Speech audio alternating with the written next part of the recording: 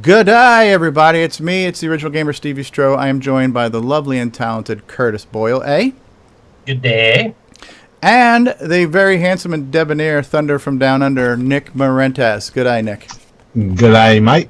Well, today we are here to look at what I received in the mail yesterday in this nice, sturdy packaging here. I don't want to hold up my home address too much because I already have enough fans and stalkers as it is.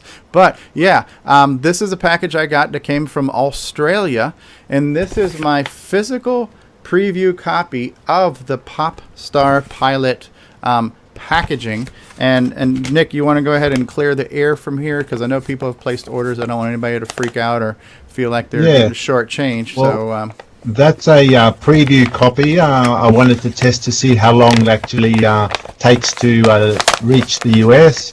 Also, to just get your opinion on what the packaging, if it looks all right, if there's any errors.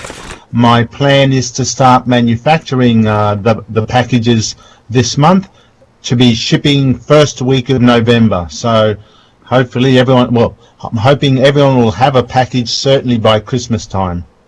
And I think you should, because based on the test you sent with me, it took about 10 days to get here. Now, obviously, the longer you get and the closer you get to Christmas, the more mail slows down. But right now, from Australia to the U.S., it took about 10 days to get here. So nobody. And apparently, slightly longer to Canada because I haven't received my preview copy yet. Well, they have to get on. They have to get the Mountie to bring it to you, I suppose, right? So yeah, the dogs are too tired on the sled. So so here's the front package, and I would say this looks very nice. It's glossy. It says Pop Star Pilot, created by Nicholas Marentes, Tandy Color Computer 3, 512K RAM and joystick, a high-flying aerial obstacle course. When you look at the side here, it says Pop Star Pilot by Nicholas Marentes, and it's got the little picture of the dude on the plane down there on the bottom here, like on the spine. And when you look at the back here, look at this. Pop the balloons, be a star. Let me see if I can read this off my screen. All right. So you want to be a pop star, then put your headgear on and strap yourself in. You will be high flying through 4 zones of aerial obstacle course, which includes a scenic Grecian paradise, the claustrophobic caverns of Subterraria, and the wild weather of stormy seas and the futuristic mayhem of high tech. And there's little thumbnails of the 4 scenes. Those 4 scenes are also scrolling in the corner of my screen here. And then there's also a bonus 5th zone, right? So one of the things that we might have is if you're playing through the game and you pick up 25 tokens along the way, you will unlock a special 5th zone in the game. Okay. Ta-da! All right, so we've cracked it open. Here's the physical disc. Okay. And that's very nice. It's a very, it's shiny. It's a very shiny label. Very shiny, very glossy. So it says Pop Star Pilot, Tandy Color Computer 3, 512K RAM, joystick, created by Nicholas Marentes, copyright 2016. Here's the instruction manual. And, there's an inscription inside. Am I allowed to read this inscription? Or is this a special inscription? Or is this the inscription everyone will see? Everyone will see that. Okay. So the inscription says this. So I don't feel special anymore. Thank you for supporting the development of new software on the Tandy Color Computer. And there's a little chicken scratch right there. So very cool. Is that your autograph there, Nick? So, yeah. Here's I thought it said MS for multiple sclerosis or something. Sorry. The instruction manual is glossy. Yes. So this is the full-on instruction manual for Pop the balloons, be a star. Loading instructions, objects. It's got pictures of all the things on the screen. Tells you how many points they're worth. Tells you the names of the zones here. Tells you how to control the game, and it has some hints and tips. So, yeah, I mean, this is nice. This is glossy paper. This is all in color. All in color. Full color. Full color. The ironic thing is that Nick's packaging, and he's shown me previews of it on Skype before too, is actually more professional than almost anything produced during the heyday of the CoCo itself, even by Tandy. So the entire Nick Marentes library, which I haven't finished completely going through, playing all his games in my month of CoCo gaming marathon. But they're there, and we're looking at the real game running on a real CoCo 3. So we're going to show you just because I'm playing it, you won't see too much of the game, but you'll at least see what the game looks like. So you guys ready to see the first official preview of Pop Star Pilot ever to appear on the planet of Earth? Sure. Other than the time Nick did it for us in an interview a long time ago. And here we go. Here's the plane. I hear the propeller. I wish you guys could hear this too, but you can't hear it on Skype. That's fine. But the scrolling is very smooth. You hear popping sounds when you pop the balloons. So you have the constant sound of the propeller engine. You've got the digital shot. Okay, that's a token that I just got. That exploded. Now there's different balloons that have different purposes. Do you want to explain this, Nick, or do you want me to screw it up for you? There's 3 color of balloons. There's the red balloons. The red balloons will turn on your multi-fire. So when you start, you can only fire 1 shot in the air at a time. Hit a red balloon, you can fire 5 shots at a time. So, but when you do that, you only have 25 shots, and then it goes back to single fire. You've got green balloons; they just give you points, and the white balloons, they give you points, but you don't get very many points for those. But if you collect up to 4 white balloons in a row, in the bottom left there's a little bonus indicator. You collect 4 white balloons, and then you get a big bonus. So if you're chasing scores, chase the white balloons. Yeah, I'm doing that right now. I just got it twice in a row while you were talking. So if you get 4 in a row, now I've got multi-shot. You collect 3 and it lights up the bonus lights in the bottom left, and then the 4th one has to be a white one as well. It then gives you the bonus. Right, and if you hit any other color balloons before during that time, you lose all those bonus counts. Yeah, it resets it. It has to be 4 balloons, white balloons in sequence. Right now I've got 2 red squares under the word bonus. Now I've got 3 red squares. 3, 1 more white, boom. And there it is. Right. Now that little thing I just shot there that looks like a diamond, that is the token to unlock a bonus level. You've got to get 25 of those tokens. Tokens, they give you points, but also to unlock level 5, you've got to have 25 tokens, and that's the indicator in the bottom right. You see the little red bar start to climb up. When you get 25 tokens, it'll be full, and when you go to enter level 5 or zone 5, it lets you in. If not, the game just merely ends and says, oh yeah, congratulations, you've done it, but you didn't get 25 tokens. You don't get to see zone 5, and you don't get to see the some graphics at the very end. I won't say what they are. Bonus ending. I can say I've seen them once. Yes, yeah, Curtis has. I have not seen it past the 2nd level. I haven't made it past the caverns. Another thing that you need to mind too is your fuel gauge, and you do have to shoot fuel canisters from time to time to keep your air in your ship in the air. And sometimes those things can be very treacherously located, and you have to make calculated decisions. Do I want to get fuel, or do I want to try to last till the next time when there's a safer fuel can to get? One nice little thing Nick put in with the fuel canisters too is if you do run out of fuel, you'll coast down so you don't instantly die. So very cool. If you ever die, you always go back to the start. But if you collect a checkpoint flag, it always takes you back to that. So in level 1 there aren't any other checkpoints, but later on there are quite a few. So to get through the levels, you do have to. Well, we lost you, Nick. We lost Nick Marinas. Well, ladies and gentlemen, stand by. We're having technical difficulties here. Live via satellite, Nick Marentis is here from Australia. And I'm just getting word from my producer that there is a technical difficulty in the satellite uplink. So stand by, and we'll see if this comes back. Curtis, are you still with me? Yes, I am still with you. Okay. Good eye.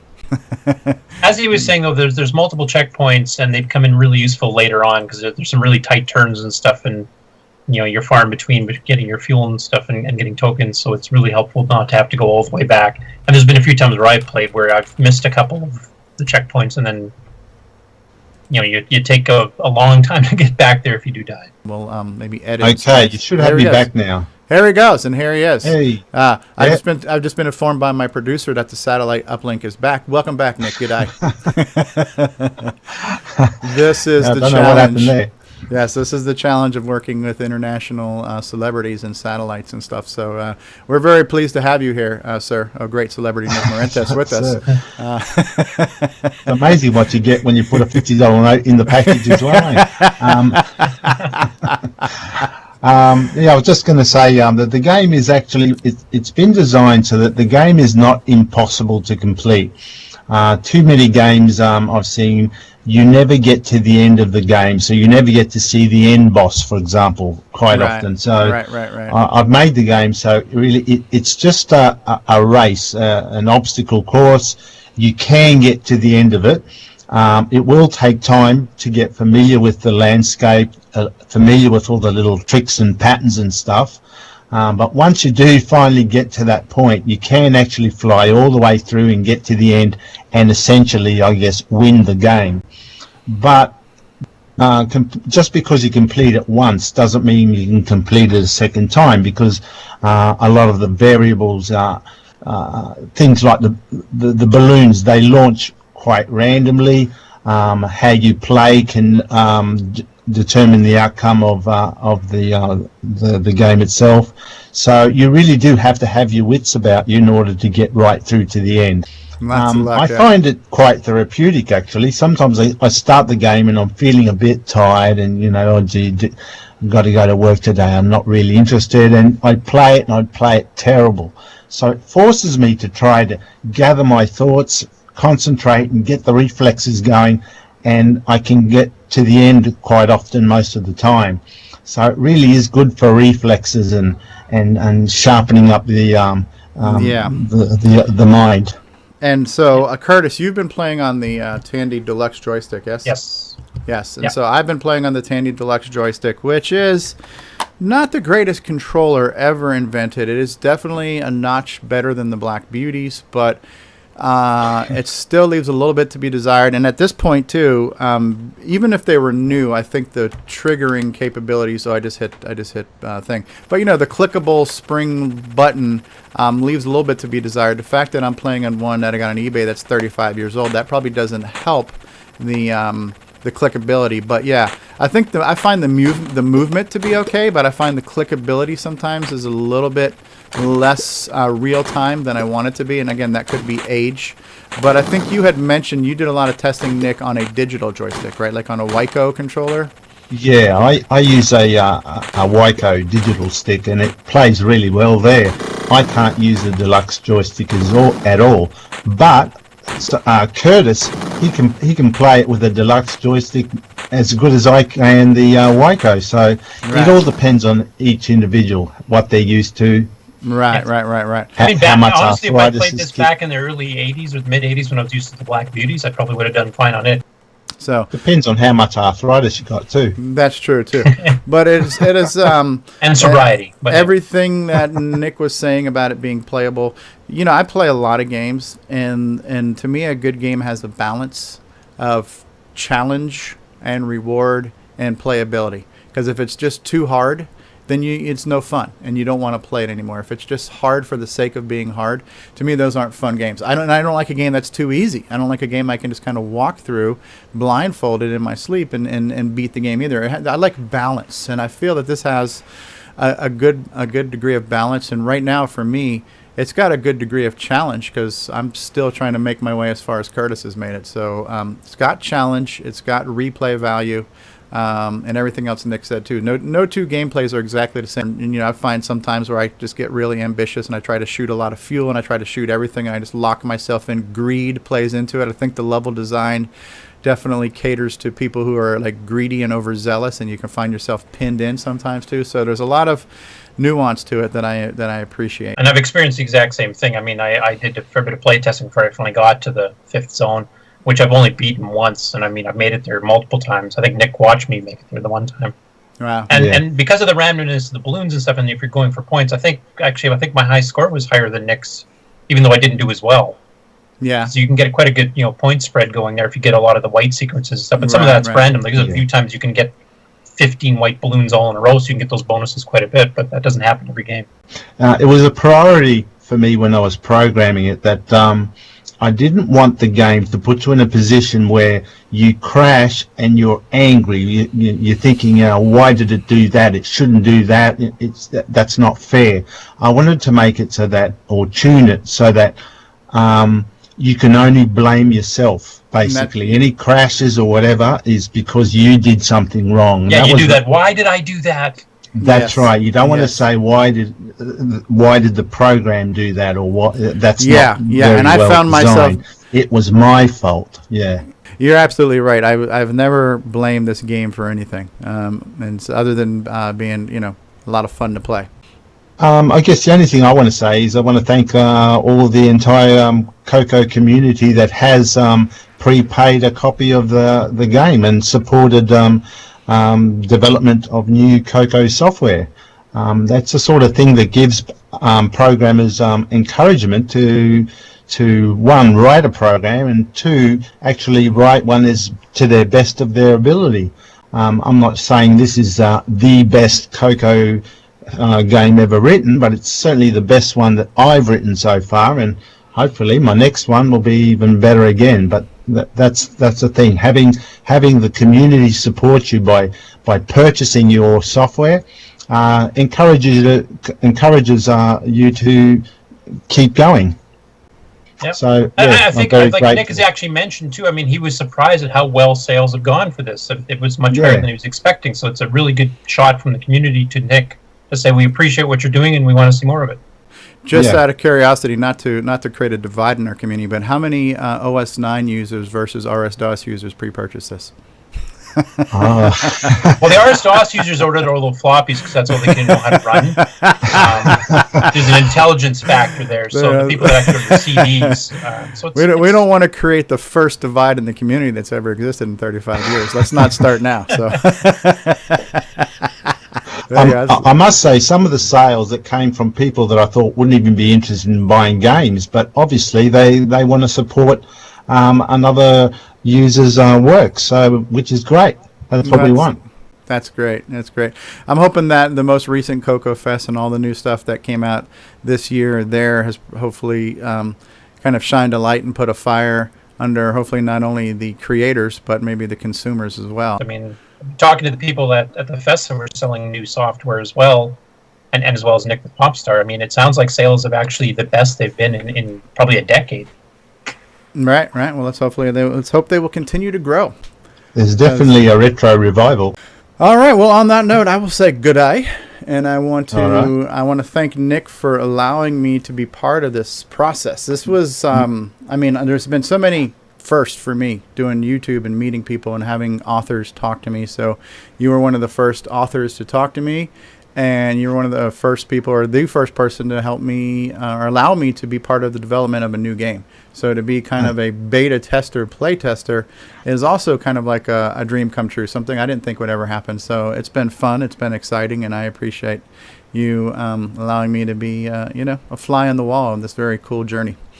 No, I really appreciate you and Curtis's feedback, negative or positive. I mean, it's all useful. Right. We found a couple of minor bugs, I guess, early on, from what I remember, but nothing. Yeah, there were a few. Right. And I